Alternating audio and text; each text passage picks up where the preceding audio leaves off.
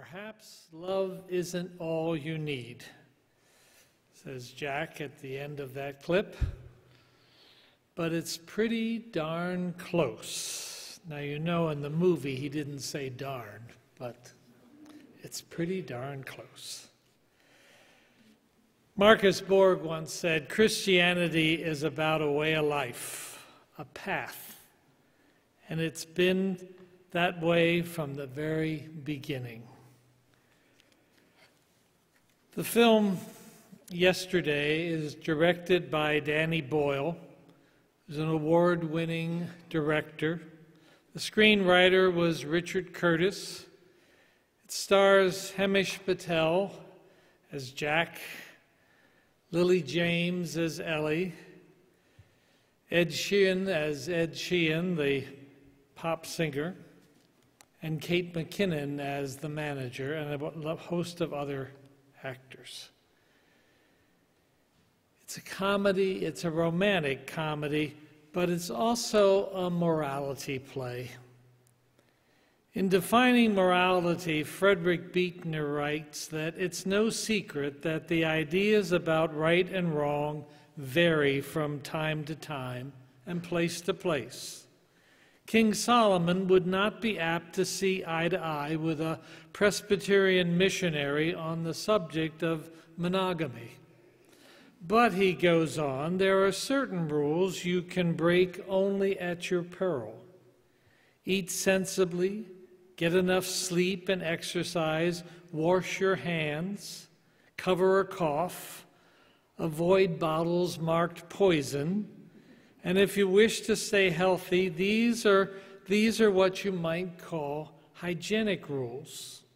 Likewise, there are certain rules that are valid whether you're a 3rd century Hottentot, as Buechner says, or a 21st century Norwegian, or a Muslim, or a Methodist bishop, in order to be happy and to have a full life. Those ideas are you should be at peace with your neighbor. You should get rid of hatred and envy. You should tell the truth. You should avoid temptation to evil, especially when you're not strong enough to resist it. Don't murder, don't steal. These become community values. These are our morals. In the Middle Ages and on into the 16th century, morality plays were written and performed in churches and on the public stage to illustrate the struggle between good and evil in their times, the tension that exists between our virtues and our vices. The purpose was fairly direct. It was to tell the playgoer to pursue virtue and renounce vice. Occasionally, a new one is written. The film Yesterday is one such film, one such story. What would you do, the movie asks. What would you do if you suddenly woke up and the rest of the world forgot who the Beatles were? Had never heard of the Beatles, had no idea what the Beatles were other than some bug that you might want to crush with your foot or with a shoe. Such is the world we enter of the struggling musician named Jack Malik. While he can't even find them on Google, his Google search comes up with a variety of bugs. He knows the songs. He remembers the songs. Yesterday, A Hard Day's Night, All You Need Is Love, I Want to Hold Your Hand, I Saw Her Standing There, Something, Let It Be, Here Comes the Sun, The Long and Winding Road, Help, She Loves You, Penny Lane. All he has to do is remember the lyrics and the chords, and the world can be his oyster. He has the entire catalog of chart-busting #1 hits at his disposal. What would you do? What would you do if you had that information, that knowledge, and no one else knew they existed.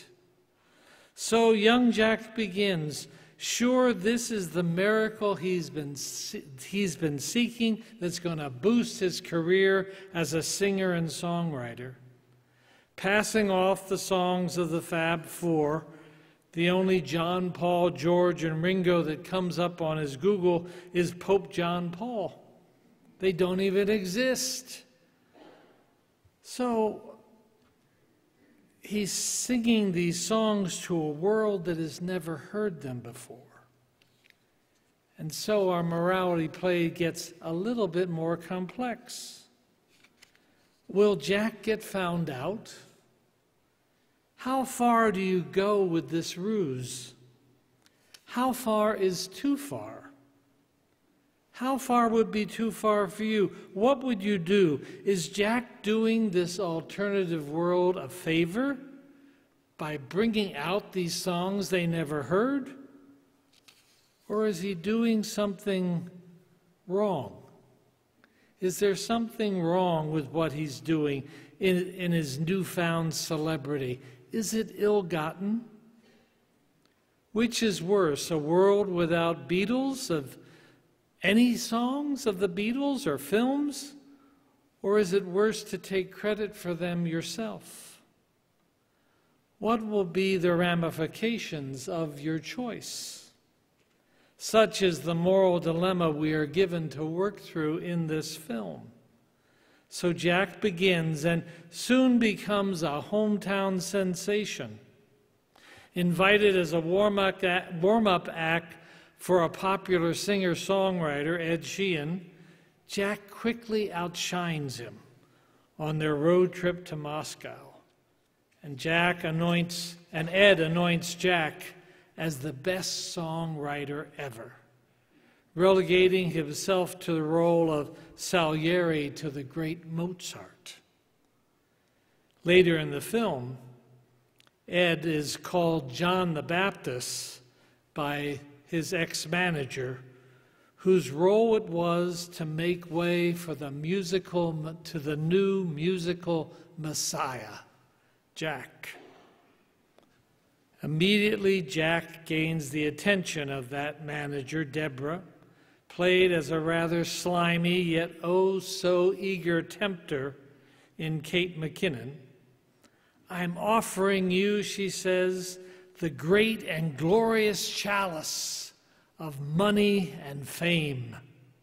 She promises to make him the biggest star in the world, if only he's willing to drink from the cup, if only he's willing to give himself totally over to her. She'll take care of his image. She'll take care of what songs he should be announcing.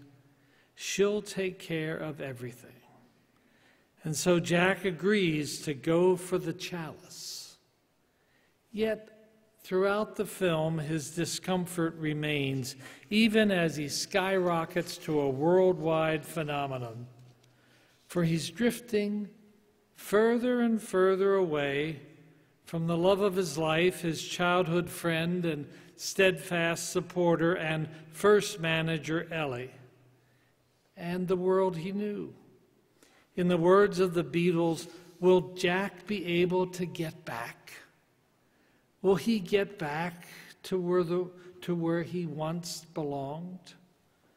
Toward the end of the film, Jack learns that happiness is itself success. Happiness is by itself success, not fame and recognition, and that a happy life, no matter what you've ended up doing, is a successful life.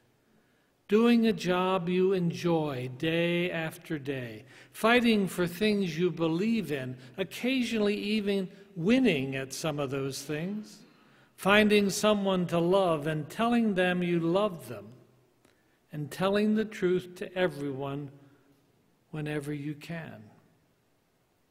A morality play. A play that highlights vices and virtues, offering up choices. So what's important to you? What do you love? What are you grateful for? What are the temptations that cloud your choices that come upon us every day? What pulls us away from the best that is within us? What gives you joy? What gives you happiness? Those are the questions that yesterday poses. Where do you find peace? Where do you find shalom and wholeness? I've been reading a book entitled Why We Need Religion. It's a book written by Stephen Asma, who is himself a Buddhist and a declared atheist. He's written a book about religious tolerance and religious admiration.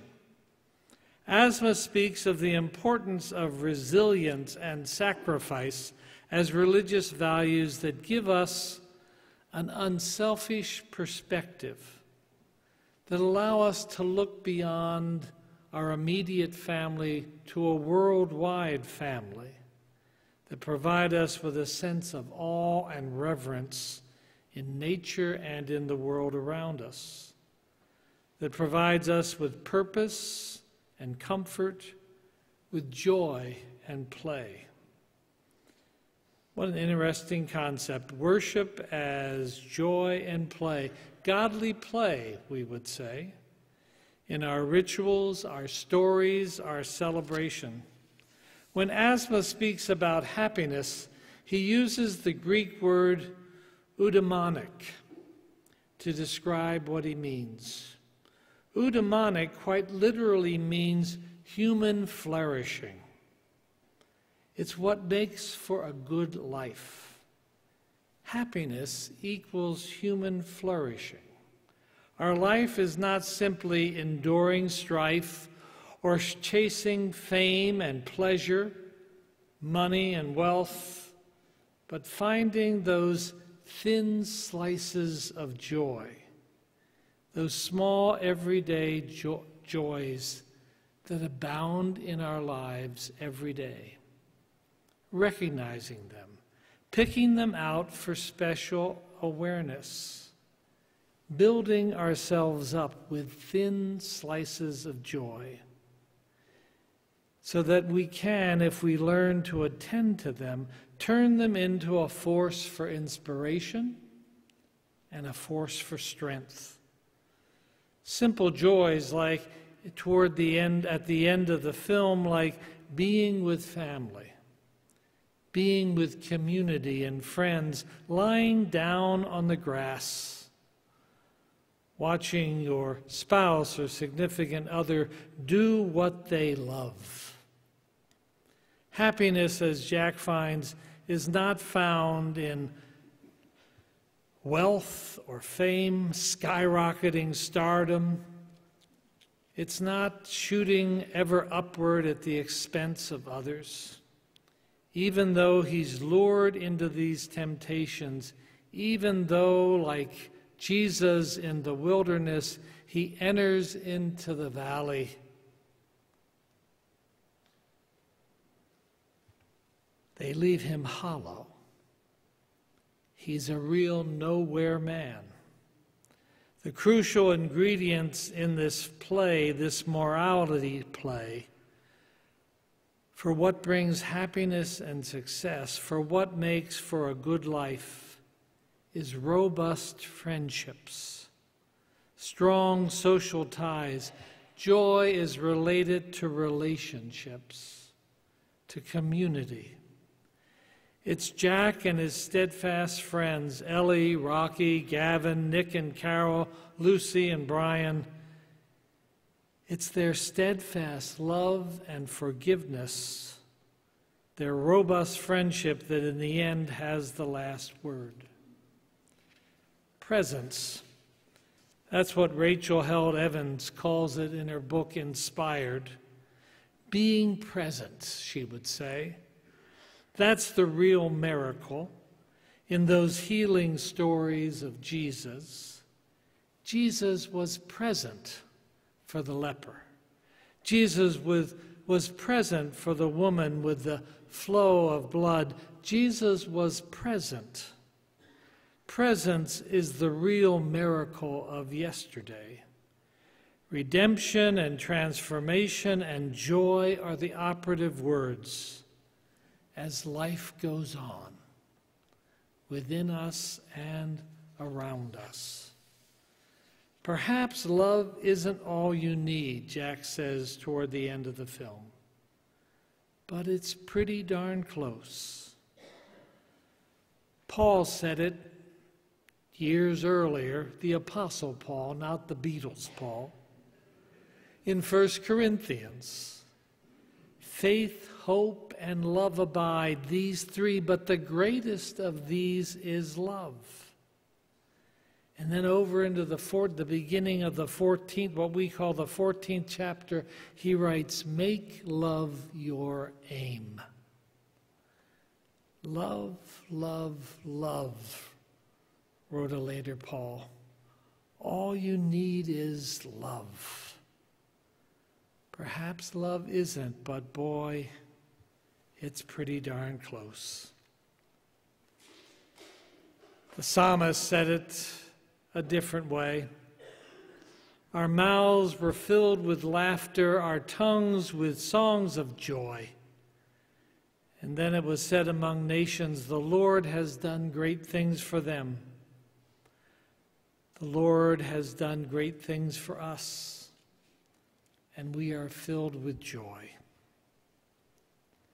Yesterday reminds us of the importance of joy.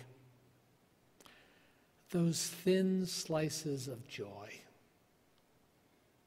Be aware, nurture, take the time to build up a repertoire, build up a reservoir of thin slices of joy for inspiration, for strength in hard times, in good times. Amen and amen.